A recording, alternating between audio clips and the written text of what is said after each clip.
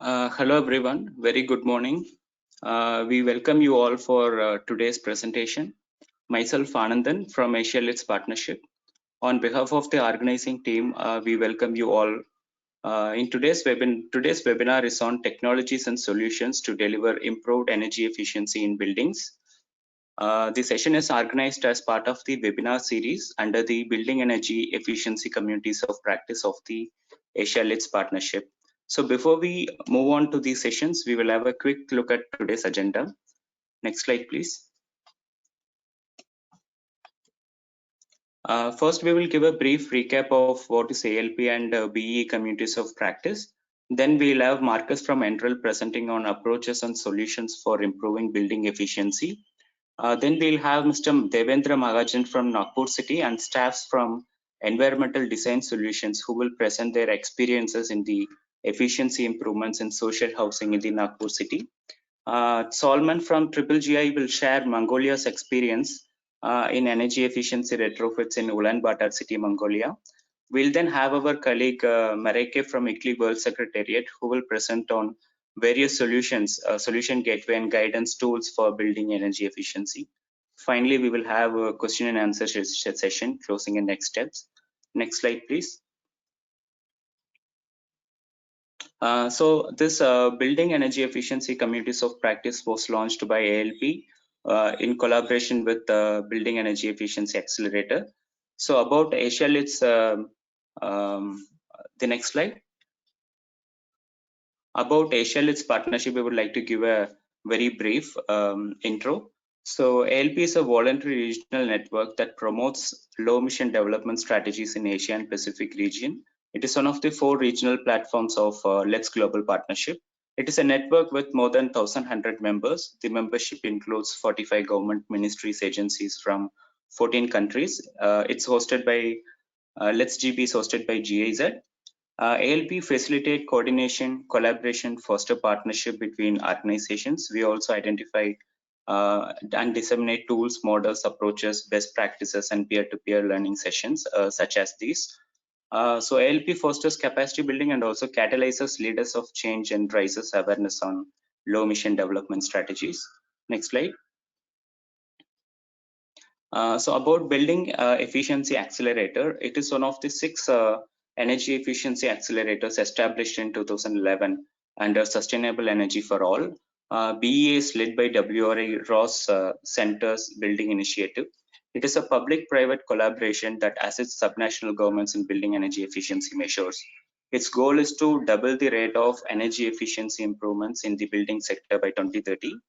So the BEA initiative offers a lot of support to subnational governments, such as these, like advices on assessing and prioritizing locally appropriate actions and policies, provides a range of tools, expertise, and solutions, support in fund mobilization, and offers international recognition and collaboration. So at present, the BEA has around 52 city and state partners from 25 countries, and approximately 60 technical organizations and partners associated with the initiative. Next slide.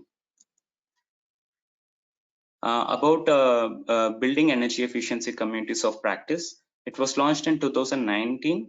The COP is an interactive platform that brings multiple stakeholders such as national, provincial, city governments, experts, and other practitioners working in building energy efficiency adoption, and provides opportunity to share and learn from each other.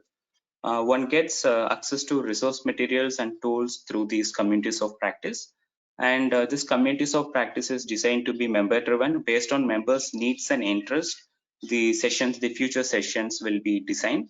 At the end of the webinar, we will also have a survey form through which you can also let us know the future needs. Next slide. Regarding the activities of the communities of practice, so far in total 3 online sessions and 1 in-person workshops are planned as part of this communities of practice.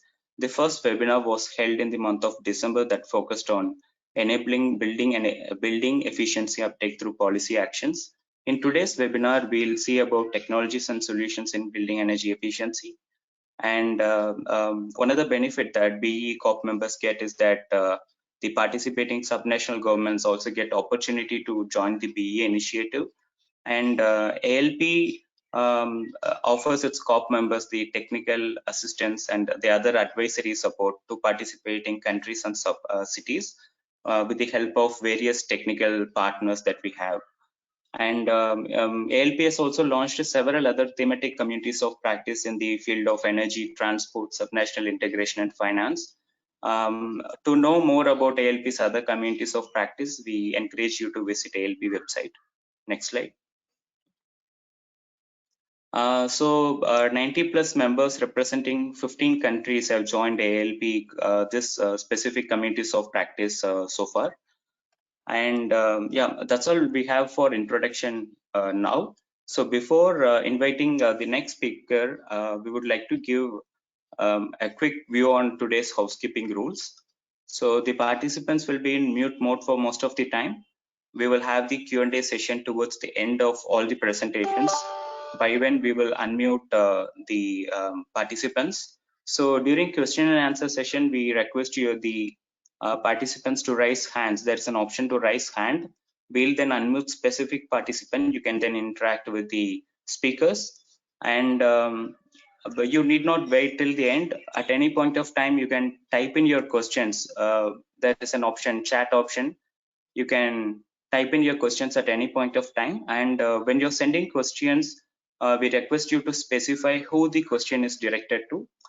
And under handouts option, there's an option called handouts. You have some materials, you could download them. And yeah, if you have any questions, you can type and send it to us through chat option. Now, may I invite my colleague Nikhil to take over. Thank you. Thank you, Anandan. Yes, so we'll get right to the presentations, and thank you again for joining all the participants. So to kick off technical presentations, we will have an opening presentation by Mr. Marcus Bianchi from the Renewables Energy Laboratory in the US. Marcus is a senior research engineer with the Building Energy Science Group at NREL. He's a thermal energy expert, and he's been conducting research in modeling, analysis, and testing of advanced building envelope components and systems with the intent to improve energy performance of buildings. Marcus is also is really active at ASHRAE, and he was the chair of the technical committee on building materials and building envelope performance. Marcus holds a PhD in mechanical engineering from the Purdue University. So over to you, Marcus, and yeah, thank you for joining. Thank you. It's a pleasure to be here. In the first webinar, I asked Bill Livingood to present for me because I was about to board a plane. But this time around, I'm available and I'm really happy to be here. At NREL, National Renewable Energy Laboratory, we have very strong efforts on building modeling in different levels. I'll try to, in the next 10 minutes, to give you just a brief overview of what we are trying to achieve by doing those models, and how they actually support it. And I think in the first webinar, I prepared like something about codes and standards. Being able to model properly buildings, both in the residential and the commercial sector, I should even add the industrial. We can kind of fine-tune the energy efficiency measures that apply to both retrofit of existing buildings and the construction of new ones. Next slide, please.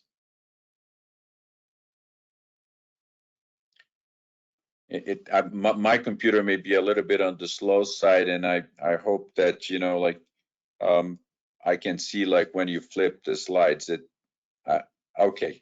I think the definition of sustainable buildings is important for us to start because we, as being part of the Department of Energy in the U.S., there's a tremendous focus on energy efficiency, but generally, energy efficiency is not everything that we have to worry about when we're putting together like a building construction. in deciding how to design buildings. So we're really looking for durability, comfort, health, safety, and energy efficiency. And I try to put it in this order because durability is really important. And many times there's some kind of conflict between durability and energy efficiency, durability and comfort at times. And so we have to, when designing, we have to take everything into account. To do that, we really need to be concerned, particularly on the building envelope side, but also in the mechanical systems, and how to manage the flows of water, air, vapor, and heat, and how all of those 4 different flows interact with the built environment, both from the external climate files or climate loads on the outside, and what is the building exactly trying to deliver as the inside environment. Next, please.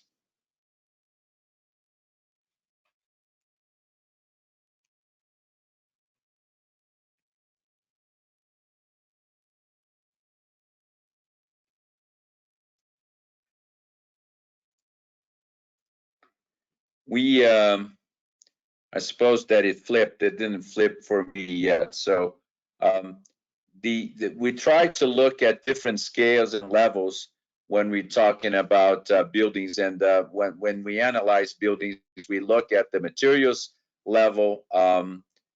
We look at, so like the very basic materials. We look at the component level, wall sections, mechanical systems, and different elements that are like part of the envelope. And then we put it all together in the building level, which is like when we actually do simulations as an entire building. Things have been moving in the direction of like grid interactive buildings, and so now, because of the generation from renewable energy being so prominent right now, in most places, I would say, but certainly in the U.S., generation by renewables is the cheapest possible generation that we can put. So both solar and wind are dominating future projects. And with that, because of the intermittent nature of generation, we have to think about how do collections of buildings, not only a single one, interact with the grid and in demand and response to the grid, and the supply being intermittent from generation. So we have like done a lot of like modeling now in a district and city level. I mean, we have efforts in a city as large as Los Angeles, for example, trying to interact the different buildings with the grid separately. So we are focusing a lot on the building side in this particular webinar, and I'm going to talk about 2 different tools that we have and have used to define how to design buildings for energy efficiency, one for residential and one for commercial. But we are like expanding that and talking about cities. Next slide, please.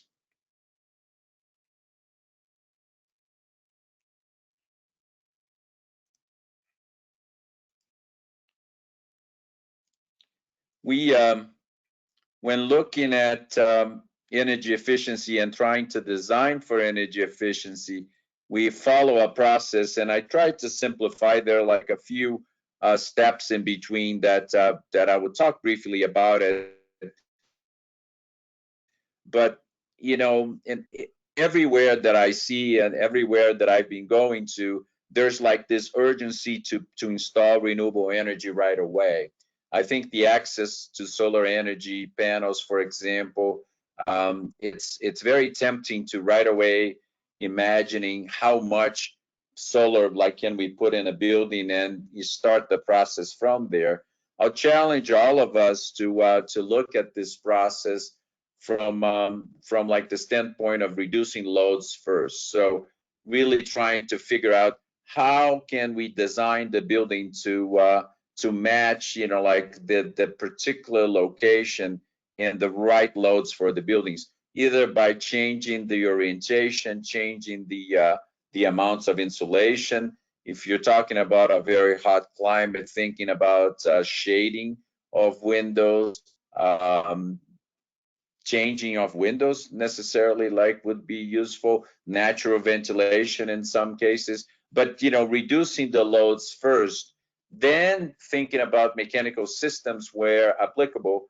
Certainly, like in some countries, like commercial buildings would be the ones that have a lot of mechanical systems installed. In the US, we have both in commercial and residential. We have air conditioning or heating, which is like right now we're in the middle of the winter, as you probably know, and so it was pretty cold in the previous days, 5 below Celsius yesterday in Denver. So we, but before we worry about how much furnace or air conditioning we have, reduce loads first, then match the equipment. And then finally, when we actually have that match and know that everything is working fine, we define a size of a system for generation. Next slide, please. But well, before you go, I think it's really important, like the last topic that I put on the bottom that said, keep it simple. Rather than trying to make very innovative products and so on. I think basic products really help. The next slide, and I appreciate that it changed. Residential buildings, we have a tool called BOPT, which is really building an energy efficiency optimization. So it kind of I'll go very brief about the tools because it would take a lot of time for me to go over all of them. But in residential buildings, we create a curve that which is on the top left there, that goes through the capital investment plus the energy bills, as opposed to the source energy savings on the x-axis. And what we try to do is, in a series of simulations varying, for example, different energy efficiency measures, we try to define what is the minimum cost curve that we can have that takes into account the initial costs, but also takes into account the operational costs of the building. And then by doing so, we define what is the path to get to the lowest possible cost and the highest possible energy savings for a given situation. And as we go through that, eventually it reaches a point that generation makes sense, and then the curve starts going up in cost because generation has obviously some cost. That slope is coming down, I should say. So the slope of going up, on the right side of that graph, but it's still it starts to cost more because it involves capital investments of let's say solar panels. With that, we can actually compare the reference buildings, which is the graph on the bottom, with the columns, and then we can decide, if we go in a certain point, how much can we save in each one of the different aspects. This tool, BOPT, is available. I'm actually providing the link in the follow-up slide. Next slide, please. Next, if we look at commercial buildings, we're starting to use, we developed a platform of Open Studio that it's more than just a building energy modeling tool, but actually creates capabilities for different elements to be added by different people. So developers are using Open Studio that actually runs on top of Energy Plus. And Energy Plus, as you probably know, is the basic energy simulation tool that we use in the US and a lot of other places. So ASHRAE 90.1, for example, uses Energy Plus as the basis. And Open Studio then runs on top of that and allows for a series of different processes to be added, so you can do simulations that were not possible to be done before. So you can do analysis of one building. We can do large scale analysis also. I think I won't be able to say everything in the 10 minutes that I have, or maybe a few less than that, but at least I want to highlight that those tools are available and downloadable, you know, and the link I will provide. Next slide, just to give an overview of what Open Studio looks like, from like a platform of like connecting different tools all together. There are many different applications running on top of Open Studio right now.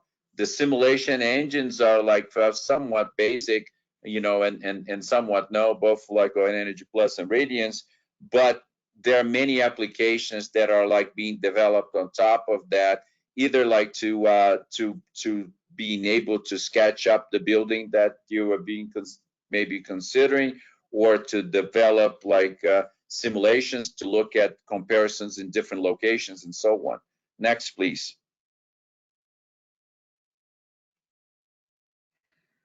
Those are the links. I'm sure like you don't need to copy now because this is available on the webinar. I put it there so it would be a permanent one. In both cases, you can go to the links and actually get more information about the different tools and how the tools have been used, and what we have done. We've done both retrofit and new construction in both cases. Next slide, please.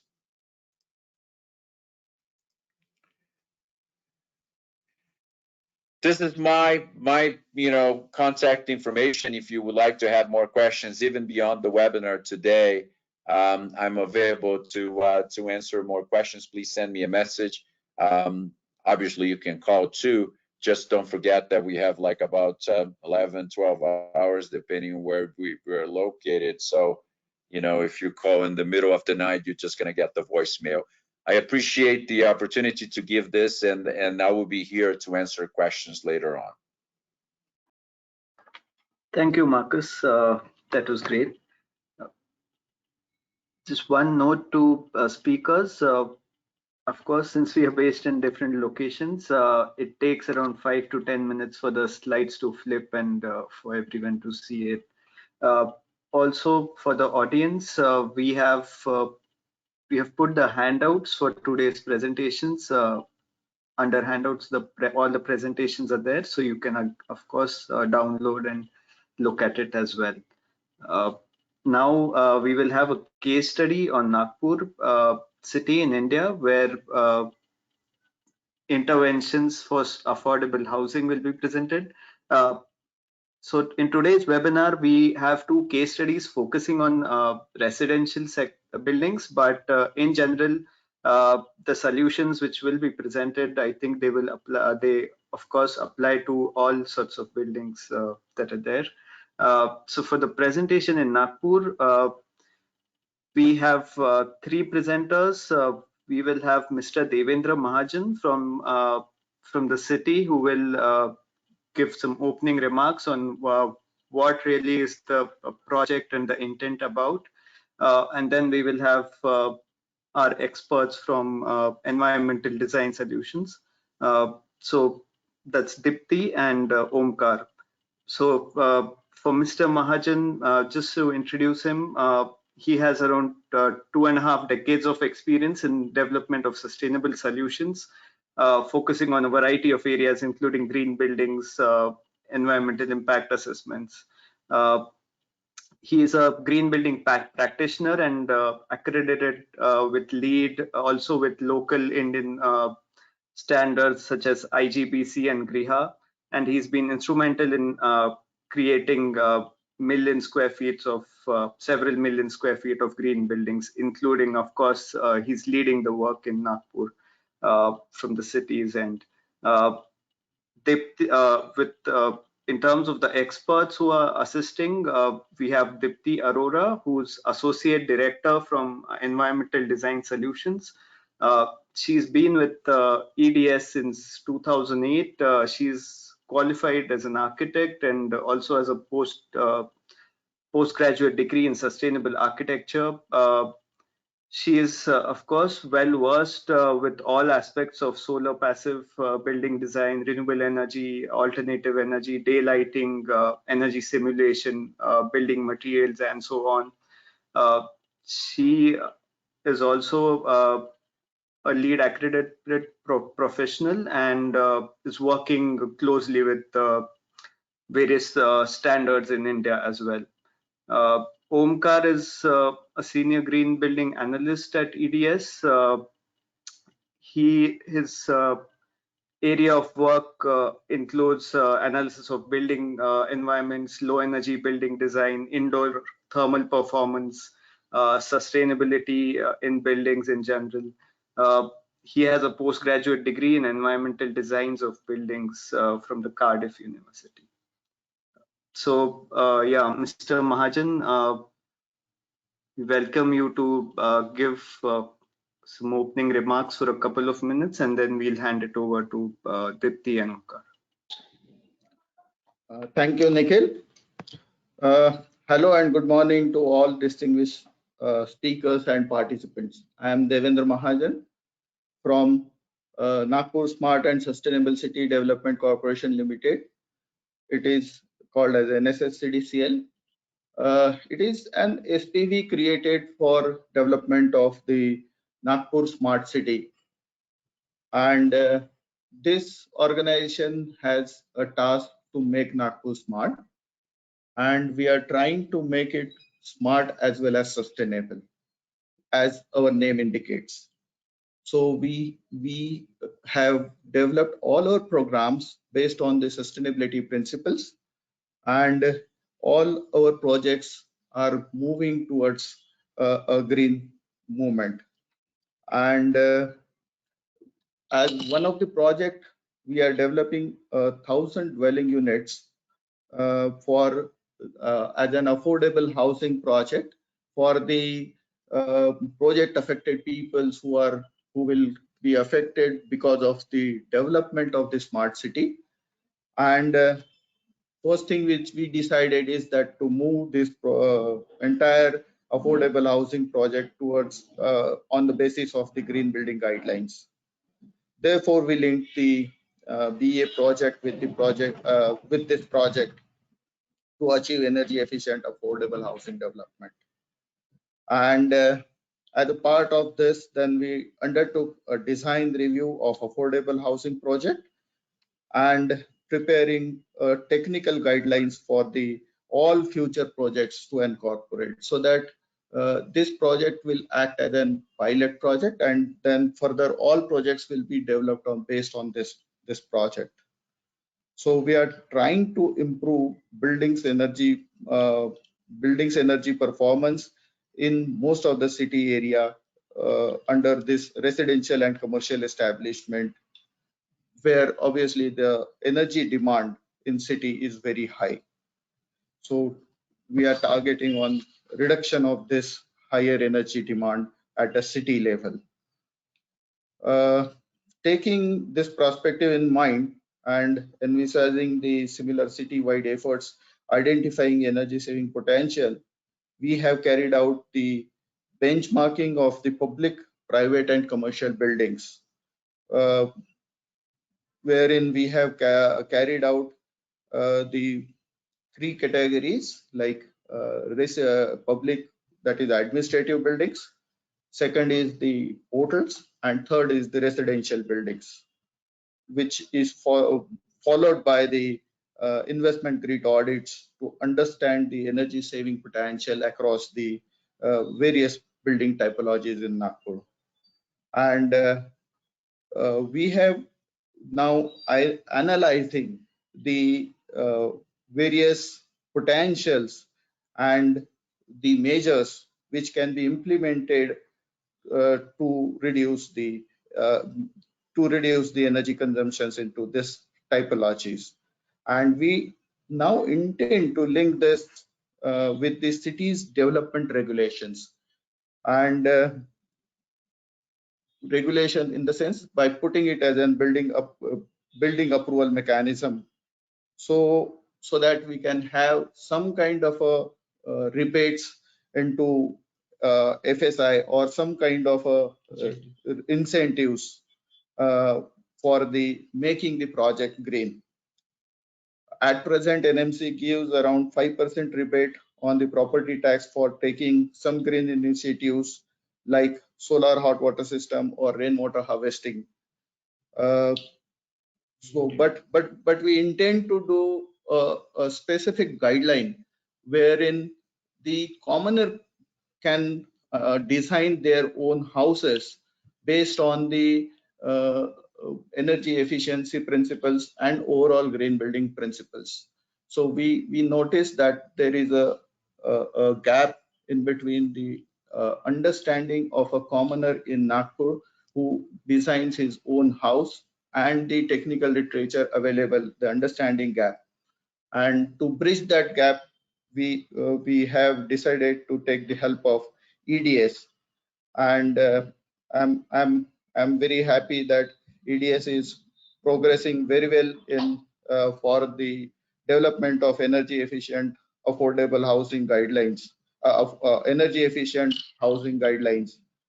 And now Dipti and Omkar will brief you about the further case study on efficiency improvement in social housing, that is the affordable housing in Nagpur. Thank you. Over to Dipti and Thank you, Mr. Omkar. Thank you, Mr. Mahajan. So yeah, we'll have this case of Nagpur and of course other initiatives in India also that Dipti and Omkar will present. Just a point that the design review that is being done in Nagpur is also with the support of the Building Efficiency Accelerator. Over to you, Dipti and Omkar. Good morning, everyone, and thank you, Nikhil. Mahajan sir, your words were appreciating. I would like to start off with, sorry for this. I would just like to introduce, EDS very briefly. EDS is one of the premier consulting firm in India, providing expert services in all sectors related to building energy efficiency, be it as small as assisting designers designing appropriate shading devices to developing energy conservation building codes for emerging markets. Our team is our true strength and has enabled EDS to excel in all domains surrounding environmental sustainability. I would like to start off my discussion by quickly taking you all through the current and near future scenarios of housing sector in India. We are all aware of the scarcity of resources in context with today's development and rising influx in urban areas. This influx is only going to increase in the next decade, demanding more and more development and growth of cities and towns. If we look at the urban India housing demand has been ever increasing, and more than 35 million urban homes are required in the next decade. This rapid growth will be massively resource intensive. The trend of this rapid growth of cities is quite disturbing, as most of the times cities fail to tackle the byproducts of its rapid growth, which are sometimes irreversible. Can sustainable homes be an answer to this failure? Well, it's undoubtedly a yes. When we started off working on this ambitious project under the Nagpur Smart City Mission, we knew it was driven by a vision of what the future could be. And we are very happy to be associated with this project whose core ideology lies in sustainability. In today's discussion, we want to focus on part one of our scope, which enables evaluating building designs, material specifications, and identification of energy efficiency strategies for a proposed development catering to different income groups. So Omkar, would you like to take us through and explain the approach as well as the various analyses which were conducted for the project? Sure. Thank you, Dipti. With a clear focus on accelerating building efficiency, we analyze key building parameters which impact energy performance of the building, like the window to wall ratio, designing of shading devices, exploring different envelope material to check the performance. Additionally, we gave due regards to qualitative aspects of human comfort such as access to daylight and ventilation efficiency. Let's quickly have a look at this. We all know in composite climate like Nagpur, orienting buildings in north-south orientation reaps good benefits in energy performance. However, we found the development included certain building blocks oriented in the east-west orientation as well, and understood that this would pose a higher degree of challenge as compared to those oriented in the north and south direction. Windows are one of the major contributors of heat transfer indoors, and if well shaded, can be a boon in hot summers like the ones which Nagpur experiences. The idea was to shade it during whole summer season as well as an extended summer season which lasts till October. Looking at a typical layout, each floor essentially has 8 dwelling units, and in this analysis, we are presenting a typical window located in the bedroom and how it is affected by the sun. The idea, the figure you can see here in the blue is essentially the critical analysis period for which the solar ingress was assessed. It was found that with the present design, that there is a certain exposure happening on that window. Being east-west, it was obvious answer was to have vertical shades to cut off lower solar angles. However, this would result in a complete cutoff from the outside. So devising an overhang which would cut the sun for almost all times of the day except few early morning hours which are bearable was a most optimum solution suggested.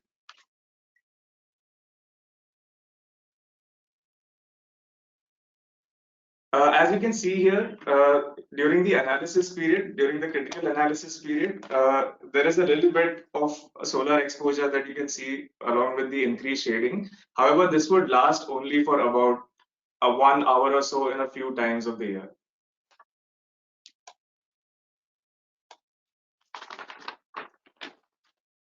One more simple solution was to reorient the windows from the east and west facade to the north and south facade, where we find these solutions are much more practical and do not cause high investment. These will only benefit the occupants and their thermal experience indoors during harsh winter. Also, another important point to be noted is that these solutions invite the winter sun, which is much needed during the cold weather.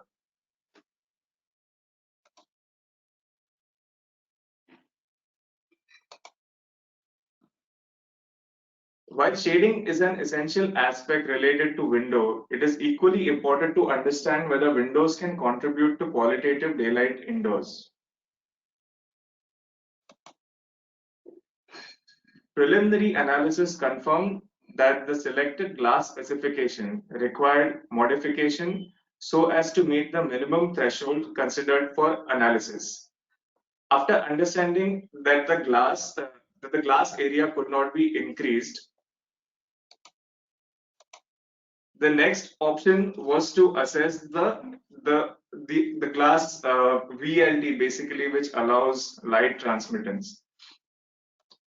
By upgrading a specific glass property, we found that quantity of illuminance increased indoors. This small change in the specification will allow occupants of all dwelling units with access to quality daylight indoors. This section is the most interesting as it equips one with numbers derived after analysis so as to make the right decisions. By just altering wall types of the present design, one could understand the impact it makes on the indoor environment.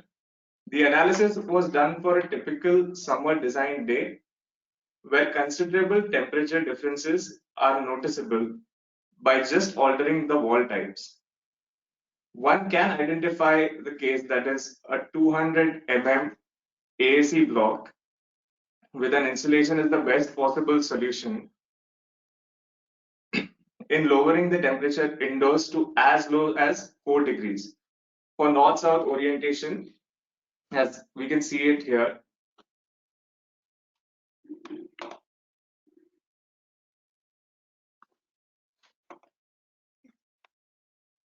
So you can actually observe the red color is the case 4, which is supposedly to be the best option. And we can see the temperature ranges in the north-south as well as in the east-west orientation are the lowest with this wall typology.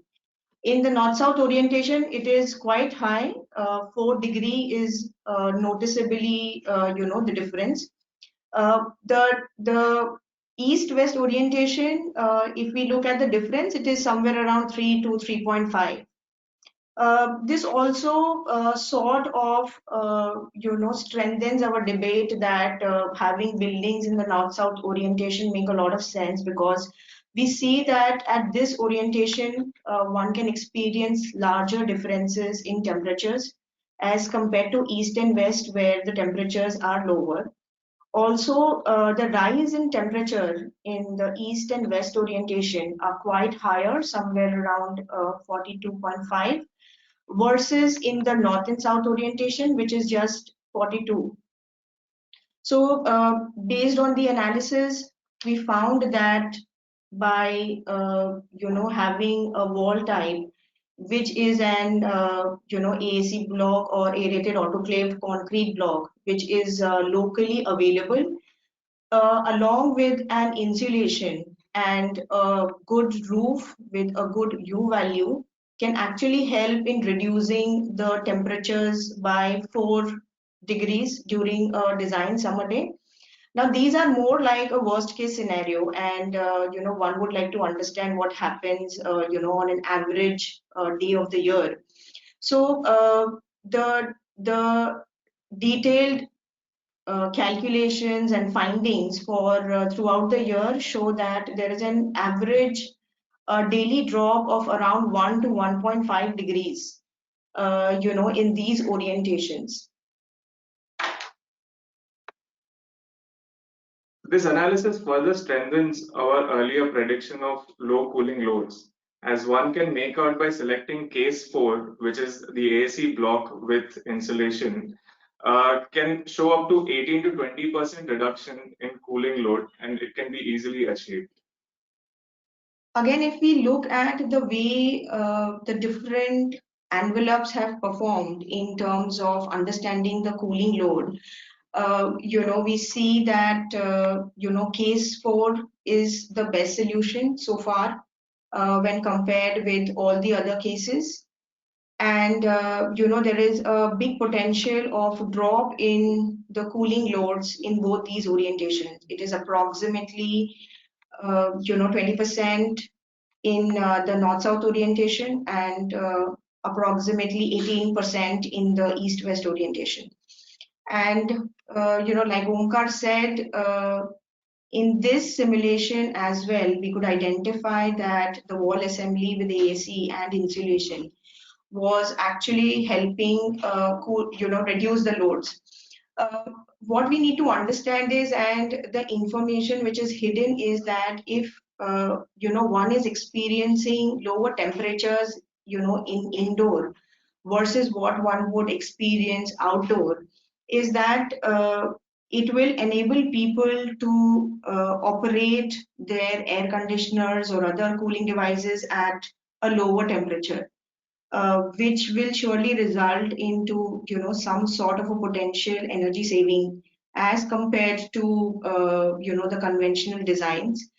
The conventional design here is a complete RCC 160 mm thick wall, which would be cast in situ on site. And we observe that increasing the mass and also increasing the insulation actually increases the time lag, for the heat transmittance to indoor. These studies are very interesting because they do not cost more, the options which are available.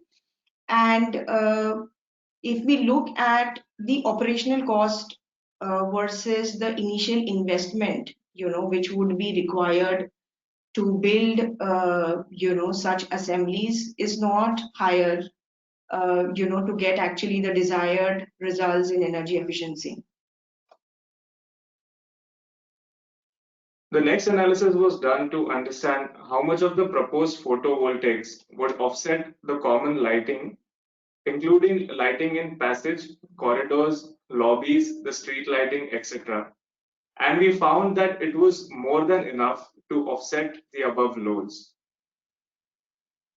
However, we had a few suggestions on locating structures on the terrace levels so that there is no impact on the overall performance of the PV panels.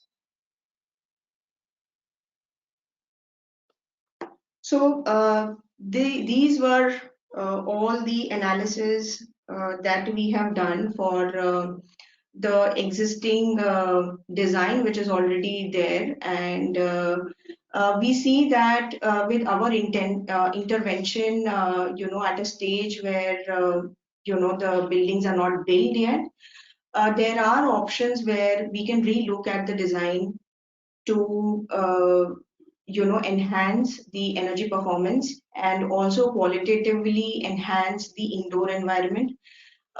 Specifications of certain materials can be yet looked at because they are not constructed yet. And overall, we have a potential of increasing energy savings. All these studies are going to only help 900 dwelling units and many more which are going to come up in the city, towards accelerating building energy efficiency. During our study and during our interaction with the various stakeholders that we had, we understood that there were few barriers which I feel can be easily overcome. Having integrative design processes which engage all stakeholders towards a common vision, upscaling skill sets, and providing incentives for building energy efficient homes are some simple strategies which not only bring a change in how cities are being built, but will also change our behavior towards the environment. So this is it from our side. If you have any questions, as said by the moderator, we are available to reply to them at the end of the session. Thank you so much. Thank you, Omkar and Dipti.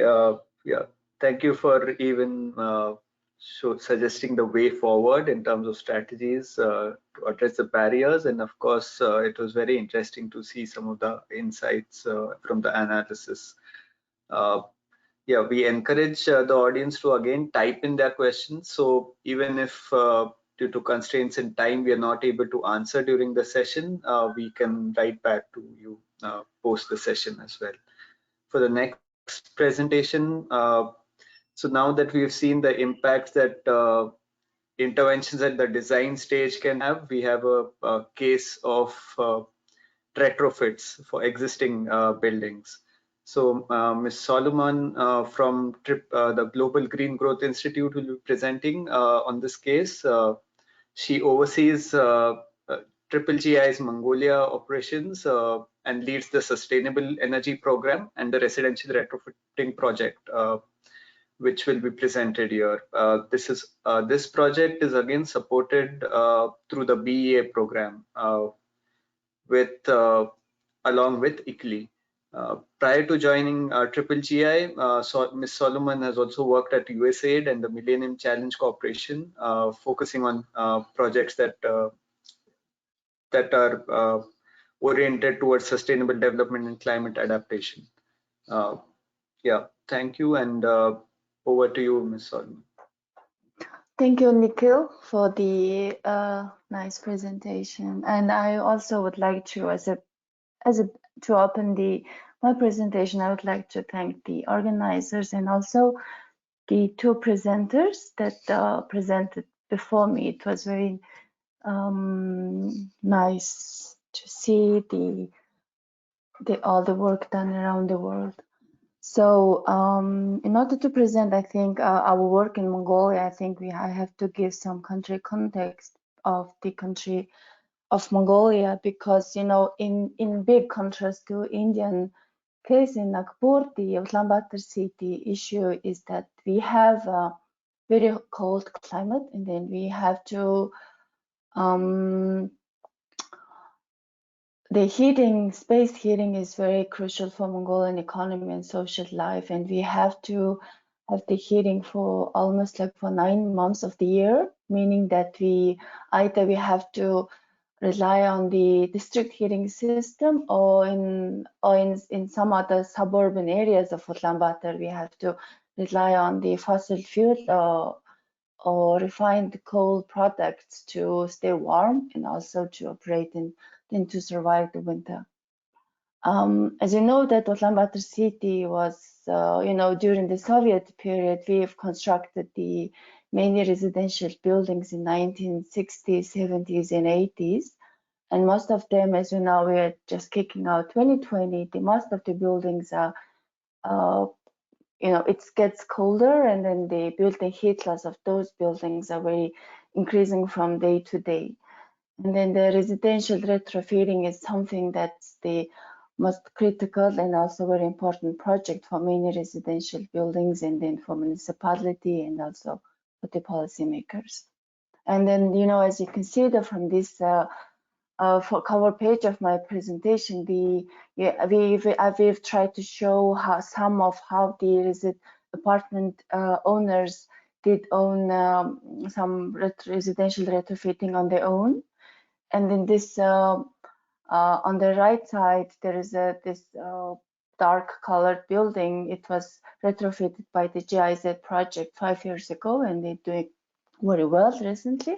So the concept of the project that now we are working is to scale it up, as it's critical for many Mongolians and in terms of the energy efficiency, in terms of the energy security, and also of the sustainability of the nature resources. We would like to scale it up and then to bring some changes in terms of the policy support and also technical context, and of course the skill sets, and then the public awareness as well. And then for this project, we are collaborating very closely with ICLE. And as Nikhil mentioned, it's also initiated and being in implementation under the BA program. And also we work very closely with the GIZ and Ulaanbaatar City Municipality Office. Next slide, please. So the background, I've slightly mentioned about what's the context in the country. So as you can see that we have about like 1,000 multifamily buildings constructed during Soviet era, and then we already completed the inventory on the building stock, how many blocks of which type of the buildings we have, and the main problems, it's heat loss. It's more concerned, more related to the thermal comfort and energy efficiency, of course. And also, since it's been constructed during 70s and 80s, mostly the lifespan is, it's approaching, and we have to, with the retrofitting, we are aiming to extend the lifespan of these existing residential buildings. And when it comes to the Ulaanbaatar city, we do have about 60% of the city population living in the gate areas, which are called like in suburban, peri-urban areas, not connected to the district heating system. But the 30% of the population live actually in those precast multifamily residential buildings, and which means about like 30% of the city population. It's a quite big deal for the country. And also in the most of these families and households living in the multifamilies have, of course, the economic issues, the low and middle income households, and meaning that they need some financial incentives in the policy to scale up this kind of project. Next slide, please. Unlike in other countries, like in the Slovakia or in other pre-Soviet countries or other Western countries, this project has to be led by the government. because, you know, I've explained earlier, I've tried to explain that most of the households do have financial struggles, and also there is because of the heat tariff is very low, it's very heavily subsidized in the country, and from the technical context, also most of the private sector and households have very limited awareness or very poor knowledge on why energy efficiency is important, why sustainable housing is important. So, and tackle all those challenges, the public financing is very necessary for implementing this kind of initiative in this program. And the lack of course, the lack of financing and lack of effective financial mechanism is also very important to attract the private sector in this program, so that it stays sustainable and it stays, you know, it evolves naturally on its own, and then more households could reach out to financial institutes and the private sector to increase the energy efficiency in the housing. Next slide, please.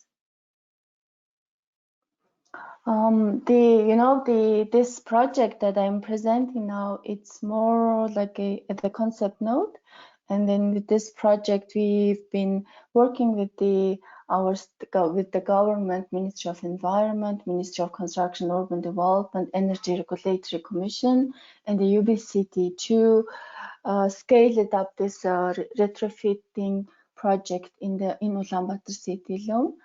So when it comes to the policy, it well aligns with the Ulaanbaatar city contribution to the national NDC report, and then it's also included in the city climate investment plan to retrofit more apartment blocks in the country. So in order to kick off this project, the GGGI carried out the pilot energy audits in 3 residential buildings, and we come up with the initial financial modeling on how we could scale it up. And we also, in order to learn from other countries, and we had this study tour in Slovakia, and then also just recently with the GIZ project, we had a tour to Ukraine and other Latvia and other countries as well.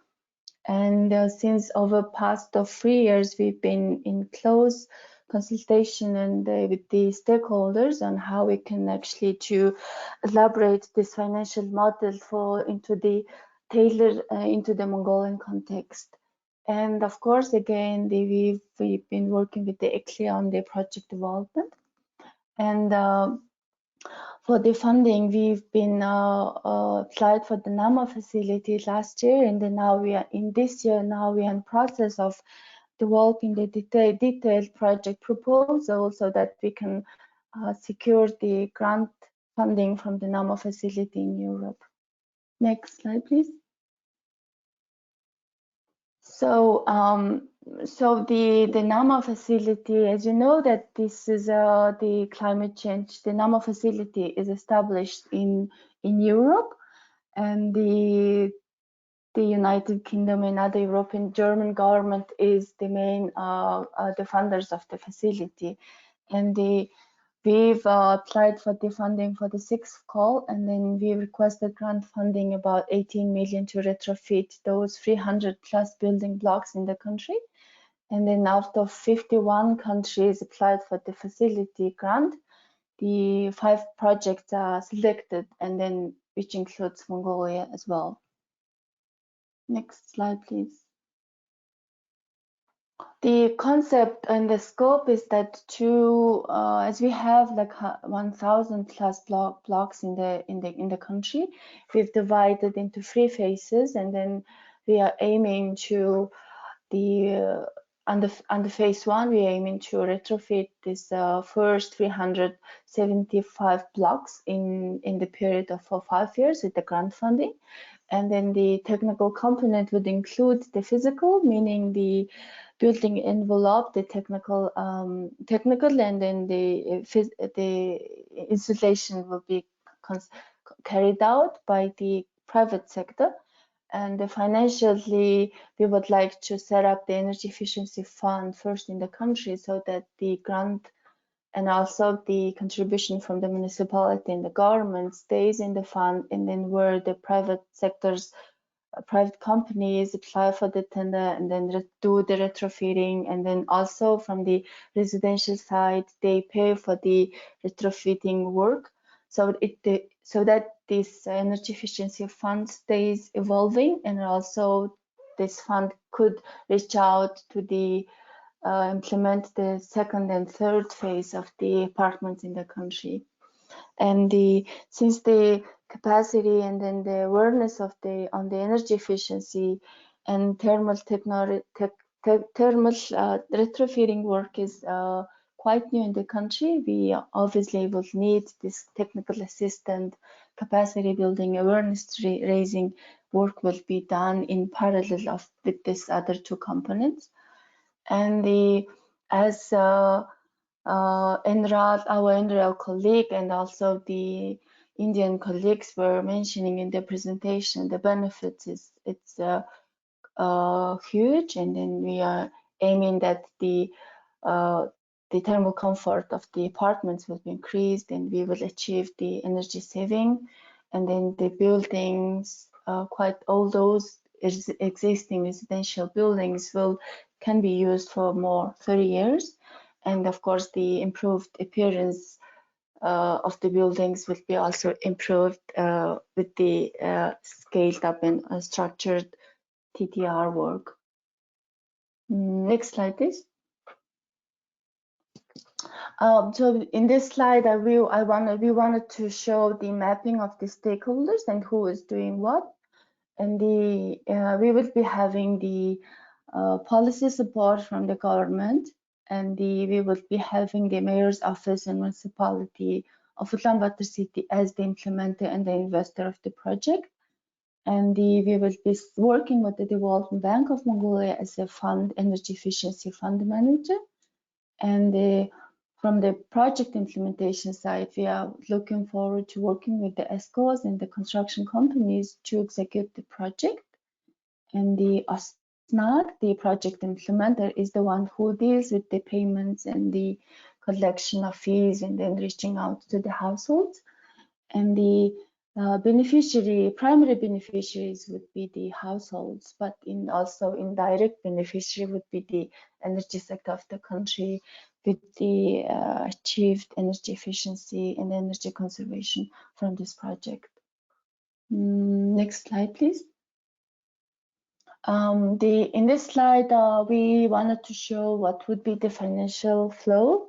So we will be getting on the left side, we will be getting the funding from the grant agreement, grant funding from the NAMA, and also from the UBCT municipality, and we will setting up this energy efficiency fund, which will be working with the construction companies in the private sector, and then this private sector construction companies will be doing the physical work, the retrofitting these multifamily apartments.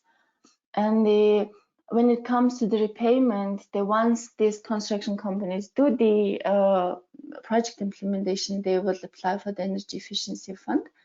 And then for the repayment, the energy efficiency fund will be collecting this unbilled repayment, monetized saving, and government subsidy through directly and also through the OSNAG, the municipality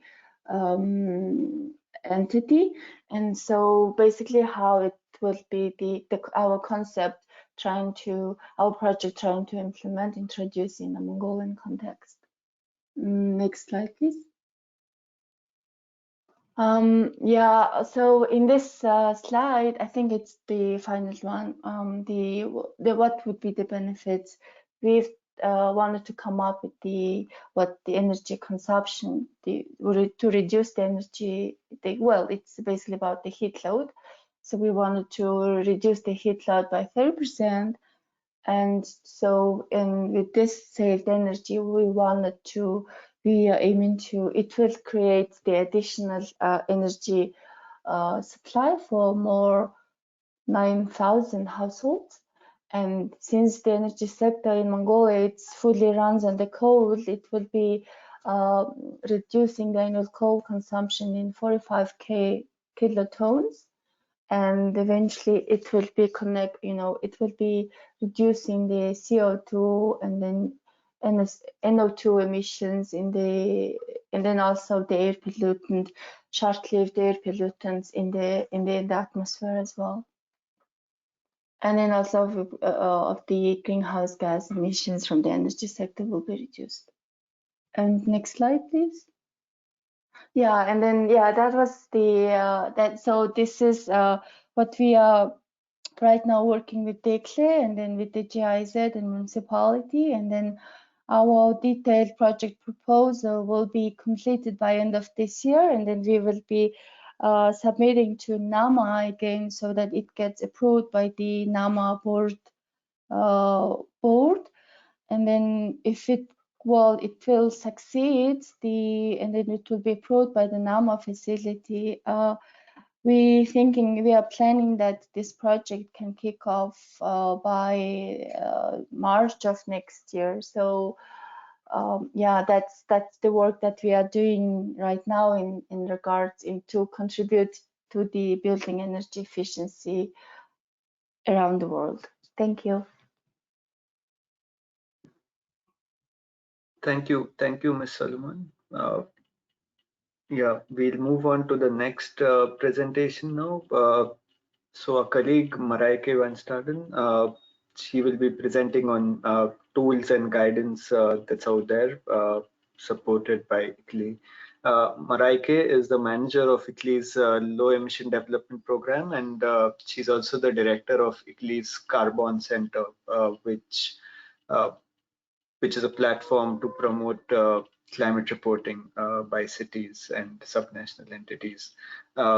She leads and also works closely with ICLEI offices across the globe on various initiatives and projects to address climate change and also climate action, particularly renewable energy and multi-sectoral action as well at the city level, at the subnational level in particular, through policy guidance and technical assistance.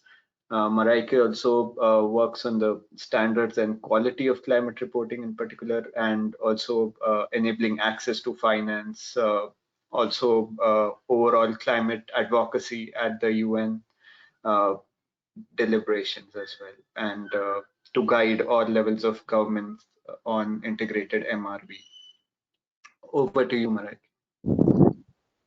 Thanks a lot, Nikhil. Good day, ladies and gentlemen. It's a real pleasure to be with you today on this webinar, and exciting to see these real implementation activities and the design tools that have been presented so far.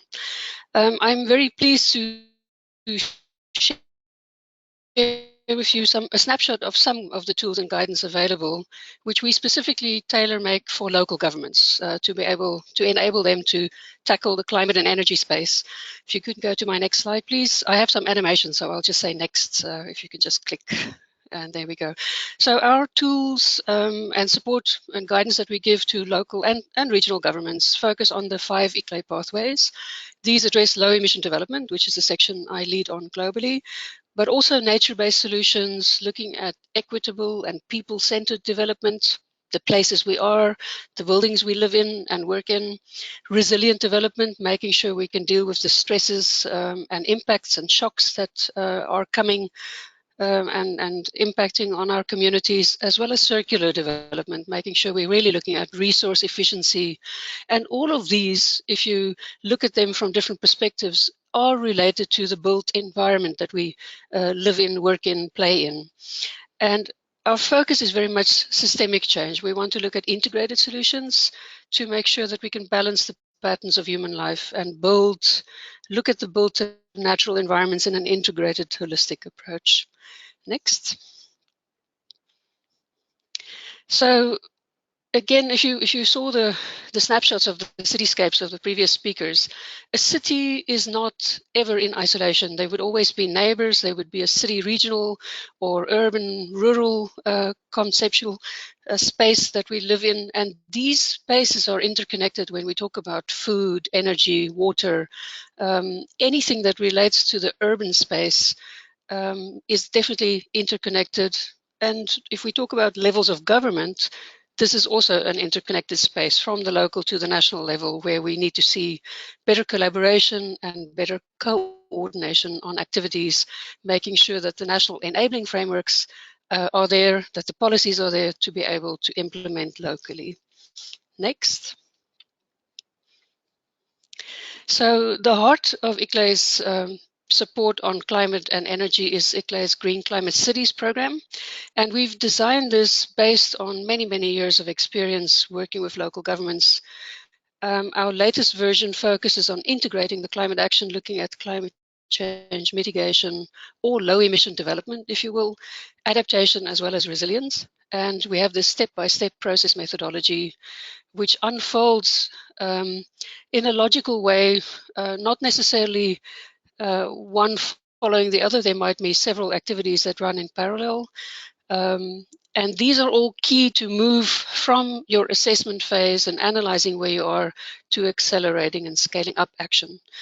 It's relevant to every sector, it's relevant to every municipal department, and the aim is to co-design an approach that would help scale up and implement climate and energy action faster, but also to track the impacts, measuring, reporting, and verifying to demonstrate impact to your council, to your mayor, to your citizens as well. And there is then also a component on multi-level governance through the vertical integrated reporting option that we offer through CDP ICLEI Unified Reporting System.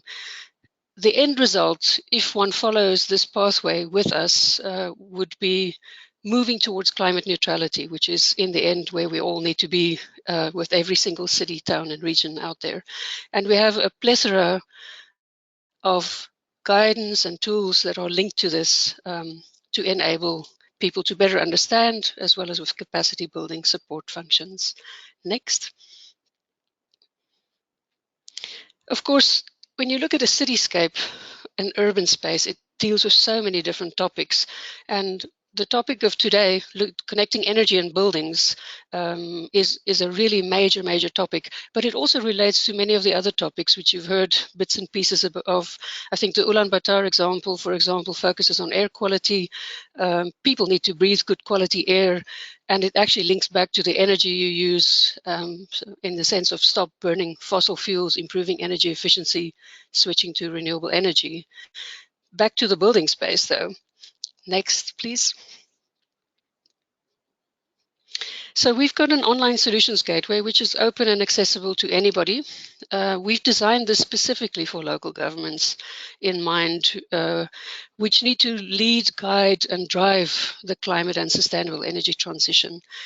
The solutions that we have in there are generic solutions. Of course, you would need to check to see if it is applicable to your particular context, but these are based on proven good practices, and it's very much practice oriented, and all the solutions have been peer reviewed by experts. So we've created this space to just give basic guidance and actually ideas on what you could do in your cityscape. Next, please. So in the Solutions Gateway, we capture three main components: the different solutions. Then we got solutions packages, which are logical clusters of solutions that fit well to each other. And if you implement them together, you would have a higher impact. And then, of course, we have a set of case studies that illustrate how these work in real practice. So these would be examples from cities that have implemented. And it also gives you some perspective whether it's a replicable concept or not, if you consider your own particular case. Next. We look at policy, we look at regulations, we look at the organizational space, the local government's operations, structures. Of course, stakeholders are a key component, how to deal with them, how to mobilize them. We're also looking at technology. Financing is a new space we've added, and I'll give you a little glimpse of what we've got there. It focuses also on capacity building and awareness raising. So these are the issues that we deal with in the Solutions Gateway. And we're actually also calling on all the experts listening in to please share and help us build the Solutions Gateway further, because of course, there are so many topics which we could add, and we'd love to see much more on the building side. Next, please. So the key features, this is really much focusing on tackling climate change and scaling up sustainable energy in the urban context. We give a range of potential solutions tailor-made for local governments. These are based on proven practices and technologies, developed by experts and peer-reviewed. And our focus is truly to look at the integrated approach to optimize results, hence packaging things in solutions packages. And our case studies, as I said, show how things have been implemented. That's quite a valuable resource to understand the different opportunities and the different approaches taken by local governments and cities around the world. Next, please. So who is this actually addressing? We have two main target audiences. Our politicians and decision makers at the local level, they need to understand opportunities. And of course, many of our politicians are not necessarily climate experts or energy experts. In fact, mostly they would probably not be. So the idea would be to give them a snapshot of the big picture. What are the possible solutions, helping them to understand the benefits. So under each solution, we list benefits and drivers, and we give an overview of what the actual solution is about. It's truly just a short snapshot that would help them understand the possibility. And it links also to a finance decision-making support tool, which helps understand possible financing options that they could consider, and taking them through a choice where they answer, or their technical staff would answer questions, and leading them to potential financial mechanisms. It also addresses the technical staff. So there it digs into a little bit more deeper level of information that can help the technical staff understand, looking at a reality check with real step-by-step guidance and more detailed actions with suggested indicators, because of course we want the local governments to monitor and track, should they implement some of these solutions, that they also can make sure that they understand the impact. And then there are tools and case studies to support them. Next, please. So at the moment, we've got a couple of solutions packages. District cooling, district heating are two of our bigger ones, where we really recommend that you take a look at those and feel free to identify those that might be missing. We also have a package on integrated air quality and climate action, looking at the health impacts, which of course the health impact is quite often a driver for a local government to implement policies and promote and implement local actions. It would not necessarily always be energy or climate as a driver, and I think it's important to understand where local governments come from. We have a lovely solutions package on solar hot water, sustainable waste management, resource-efficient urban water supply, as well as sustainable stormwater management, and a favorite topic, sustainable urban transport as well. So take a look at these. What you could see when you just go onto the Solutions Gateway would be a light touch set of information. If you register, which is still for free, we just want to know who our users are, because so that's why we've set up a registration system. You can actually then get to much more of the details, but you could access nearly everything on the surface, except for the deeper level of information. Next, please. So an example of a solution, looking at energy efficient production through cogeneration and trigeneration. Next. This is just a snapshot from the website. So this was developed together with the District Energy in Cities initiative with UNEP, and was actually also the basis of a cluster of solutions, a solutions package, where you see a very simple example. This is aimed at then the mayors or the technical staff, just to get an idea of a possible solution. Next. and then you would see the different sections. So some of those would not unfold on the public website. There you would need to register. And indeed, we are really thankful for the financial support received through the GEF project on district energy, which enabled us to also create these solutions. And again, a call also to all of you, if you're working on projects and have an opportunity to work with us on new solutions, please reach out to me. We'd be delighted to collaborate and make sure your case studies or your solutions are also visible. Next, please. Here is our finance decision-making tree. Don't get too stressed out by all the lines. It is actually an online tool in English where you click on things and it unpacks. So you answer yes, no, and depending on your answer, it will take you through a whole range of options that you could look into in terms of financial choices. This is something we've developed together with UN Habitat and a host of partners from the TAP. The TAP is our Transformative Actions Program, which links to a pipeline of projects. At the moment, we're sitting on a pipeline of close to $3 billion of projects from local and regional governments, from local communities who are seeking finance. And this is closely connected, of course, to the support tool. Our intention is then also to make sure that the projects are as robust as they can be, and if they are not yet robust, to feed them to other project preparation facilities or funds or potential investors, be these public or private. So that's a space that we also enable to make sure we're not just talking about designing solutions, but getting to real implementation. Next, please. So just a point, each of the solutions are not necessarily relevant to every city, as every city is unique. So make sure that you do check the preconditions and make sure that you do that assessment, whether you feel you're interested in a solution. You have to check the feasibility and make sure that it does fit into your context. Our solutions are generic, aimed at also just giving ideas.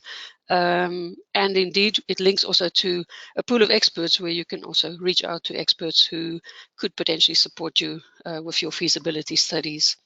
And of course, technology evolves constantly, which we're delighted about, but that means we're not ever up to date in our solutions gateway on the technology side. Next, please. And there are our contact details. Feel free to reach out to the Carbon Center. We'd be very happy to work with you. And take a look at those links that I've added there. These are highlights of our reporting platform, the Carbon.org website, links you to the CDP ICLEI Unified Reporting System, where we're capturing and calling on local and regional governments this year to report their climate and energy actions so that we can also give advice back to them in terms of how they're doing, in terms of benchmarking and so on. Our Urban LEDs project is the one in which the Solutions Gateway was conceptualized and is continuing to run. The Solutions Gateway link is there and the TAP link is there should you be interested in submitting projects in the annual call that we will release later this year. Thank you so much, and over to you, Nikhil. Thank you, Marieke. That was great as always. So we'll just jump right into the discussions in the question and answer session. We are running a bit behind time, but we hope that we can just sort of extend it slightly, and maybe we can cover it in 10 minutes. And if we could have responses by the speakers in a couple of minutes, and we would need 2 minutes probably to close. So in terms of the questions, we have the first one for Marcus.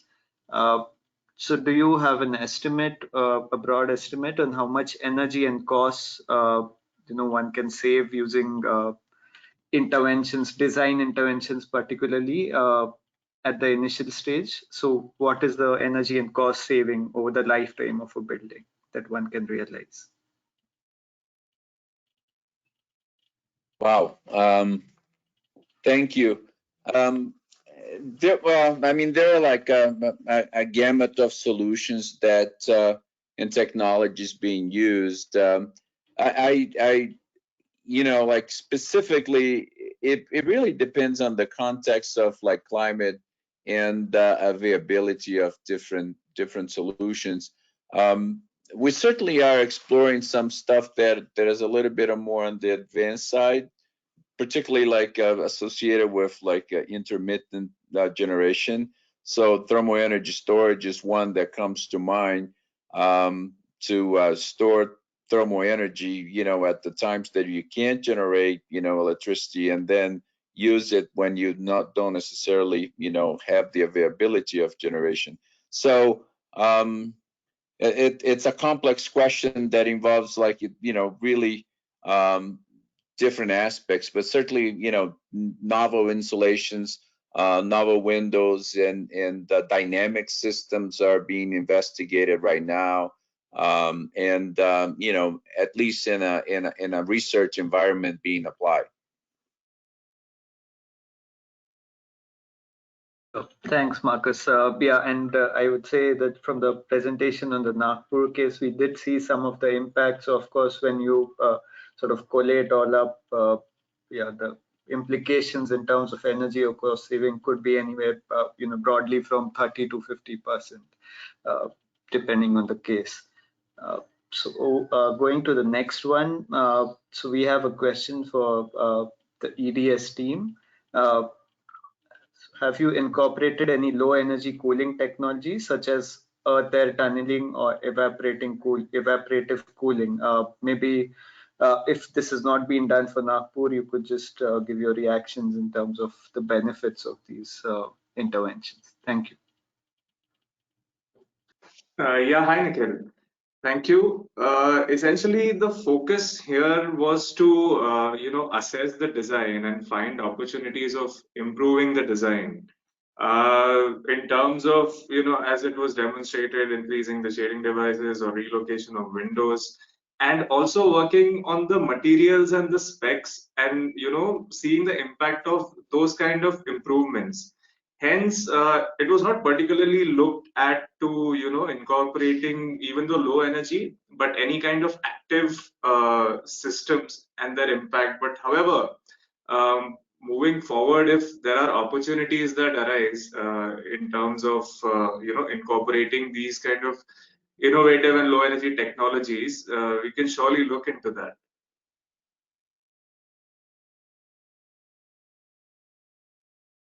Sure, thanks.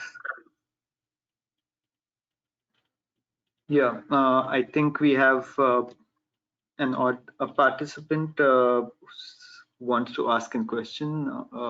So Adana, we will unmute you and you can just direct your question to a particular speaker.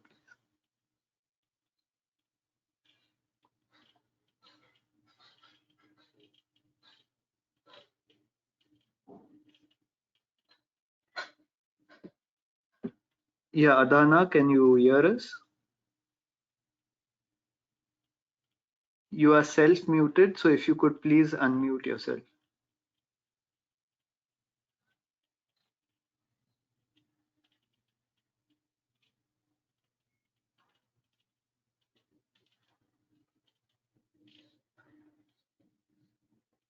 Okay, maybe we'll come back.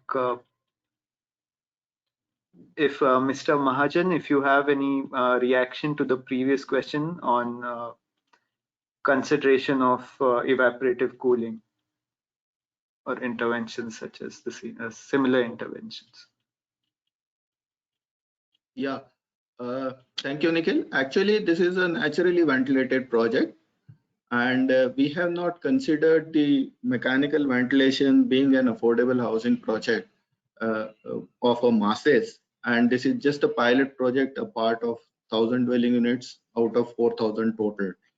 So in Indian context, we haven't put the mechanical ventilation into it. That's what I wanted to add. And hence we haven't considered that the other part. But yes, evaporative cooling and other is practiced in Nagpur very well, but it is at an initial level. Thank you. Thank you. Yeah, I believe Anandan, you have a question for Ms. Solomon. Yes, I have a question to Ms. Solomon. So, Ms. Solomon, I would like to know about what are the challenges in retrofitting especially in the residential buildings. So any relocation of people, or how do you manage that, plus any other challenges you encounter in retrofitting residential buildings? Thank you for the question. Well, there are a number of the handful challenges, but the first, the most critical three challenges we see is the first, the interest of the residential owners, the apartment owners, to get involved in the project, and then the awareness on why retrofitting is important and why they have to pay certain amount in addition to the heating and power bills they pay every month. And the second is the financial model itself, and to keep this energy efficiency fund to stay sustainable in the longer run, so that it, so that the project beneficiary number stays high. And the third one is in Ulaanbaatar city, those apartments are connected to the district heating system, and not all of the apartments have own heat meters. The heat meters the apartments have is per building. So when it comes to the repayment, when it comes to verifying or measuring the energy efficiency achieved from the retrofitting, we need some specific heat meters in every apartment. But technically, it's challenging because of the old of the existing engineering structure. So technically, it will be challenging, and also will be interesting to see, to make sure that each and every apartments know how much they are saving, so that we can demonstrate the benefits of the project to themselves and to others as well. And then the fourth, the final one, is the energy tariff in the country is very low. It's very subsidized. So the policy, the outcome, at the outcome level, the project will raise flags to the government and the politicians to increase the energy tariff that's very low right now, in a coming future, so that people see and start valuing the energy they're using on a daily basis for such cheap price. So I think, yeah, those are the main challenges, and that's something that we are aiming for. Sure, thank you. Thank you. Yeah, maybe we have just one last one for Maraike. So in your opinion, what are some of the key enablers and success factors that could help advance energy efficient practices and solutions, particularly the uptake across the community, and probably what role would cities play in this? So typically, when we say cities, actually, it means local governments, businesses, civil society, NGOs, people in a space.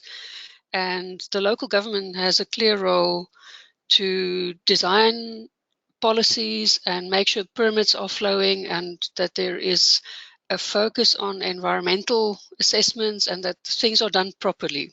I think that space, when we now look at the climate emergency we are in, should be enabled through having a robust, comprehensive climate and energy action plan, which ideally could be embedded in the development plan of the city, that one wouldn't have lots of separate standalone plans. So having a good plan and making sure we know which activities could be part of that plan is essential. That the municipality really needs to focus on stakeholder engagement, because without people understanding energy and the need for energy efficiency and the opportunities of renewable energy, the implementation rate won't pick up fast enough. So I think there's a need for awareness raising, making sure your local businesses are interested in and aware of possibilities that they can also explore. And last but not least, definitely looking at your own municipal operations anything the municipality owns, operates, manages, or has some influence over immediately switch to energy efficiency approaches. As it relates to building, I think making fast assessments on the retrofit potential of buildings and ensuring that there is an investment flowing to improve the efficiency of existing buildings and definitely designing new buildings to the proper standards and optimizing the use of technologies there. I think those would be a few examples. The enablers, the people are, I think, the enablers. The mayors, the councillors need to understand that the right choices need to make. The municipal technical staff need to understand what opportunities there are. And I think if we can create a sense of co-ownership about this space, I think we can move really fast in the building space. Thank you. So as you can see on the slide, we also have some, we wanted some inputs from participants as well on current initiatives and experiences learning, but due to lack of time, maybe we'd be really happy if you could send these to us over emails and we can take these on in our upcoming webinars. So thank you again to all speakers and the participants. We'll just have a few things before we close. So could you please go to the closing slide? Yeah. So in terms of some next steps that we wanted to talk about, we have one more session that will be coming up, and we intend to focus on the financing of building energy efficiency. So some aspects were there in the Mongolian case study particularly, and we would like to explore further how really local governments in particular can take these forward, any interventions and projects, so to scale it up at the citywide level. We will also have a in-person training workshop under this community of practice coming up in March or April. We will keep our members posted on that, and again, the idea is to have more peer learning and exchange across from representatives across the region on initiatives, on experiences. There is, of course, this platform is an opportunity for cities in particular to join the BEA network and be a part of a leading group of cities that are committed to climate action on advancing efficiency in the built environment. We'll be sharing our tools, resources in the coming months, as we have been doing over the last months. And yeah, we would, of course, be happy to assist with any technical assistance that is needed, particularly if there are any cities or local government entities or even subnational government departments who want some assistance in the particular project, expert assistance, so we can help facilitate that within our network. Thank you. Over to you, Anandan.